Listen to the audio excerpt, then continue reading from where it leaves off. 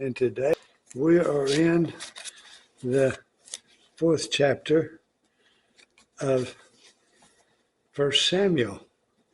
And it's been they've told Eli these bad things are going to happen because your sons, Hophni and Phinehas, have not been faithful to the Lord in the work. The Philistines captured the ark, and the word of Samuel called to all Israel. Now Israel went out to battle against the Philistines. They encamped at Ebenezer, and the Philistines encamped at Aphek. The Philistines drew up in a line against Israel, and when the battle spread, Israel was defeated before the Philistines, who killed about 4,000 men on the field of battle. And when the people came to the camp, the elders of Israel said, "Why has the Lord defeated us today before the Philistines? Let us bring the ark of the covenant of the Lord here from Shiloh, that it may come among us and save us from the power of our enemies." So the people sent to Shiloh and brought from there the ark of the covenant of the Lord of hosts, who is enthroned on the cherubim. And the two sons of Eli, Hophni and Phinehas, were there with the ark of the covenant of God. As soon as the ark of the covenant of the Lord came into the camp, all Israel gave a mighty shout, so that the earth resounded. And when the Philistines heard the noise of the shouting, they said, "What does the great shouting in the camp of the Hebrews mean?" And when they learned that the ark of the Lord had come to the camp, the Philistines were afraid, for they said, "A god has come into the camp." And they said, "Woe to us, for nothing like this has happened before. Woe to us! Who can deliver us from the power of these mighty gods? These are the gods who struck the Egyptians with every sort of plague in the wilderness. Take courage and be men, O Philistines, lest you become slaves to the Hebrews, as they have been to you. Be men and fight."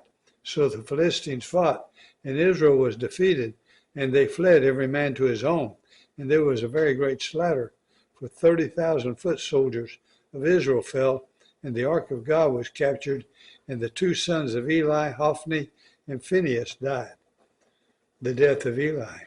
A man of Benjamin ran from the battle line and came to Shiloh the same day with his clothes torn and with dirt on his head. When he arrived, Eli was sitting on his seat by the road, watching, for his heart trembled for the ark of God. And when the man came into the city and told the news, all the city cried out. When Eli heard the sound of the outcry, he said, "What is this uproar?" Then the man hurried and came and told Eli. Now Eli was 98 years old, and his eyes were set so that he could not see. And the men said to Eli, "I am he who came from the battle.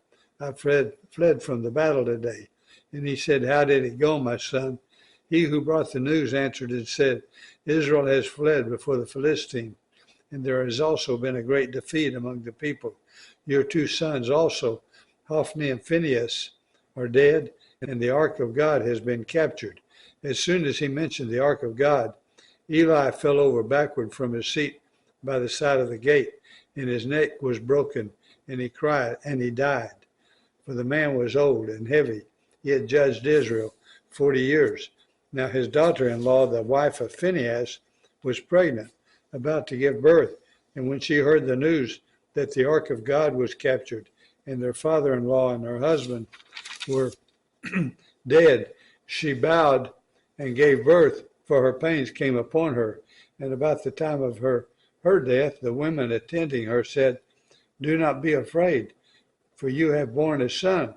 But she did not answer or pay attention.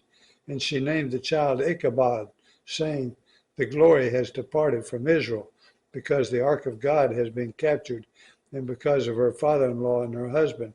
And she said, "The glory has departed from Israel, for the ark of God has been captured."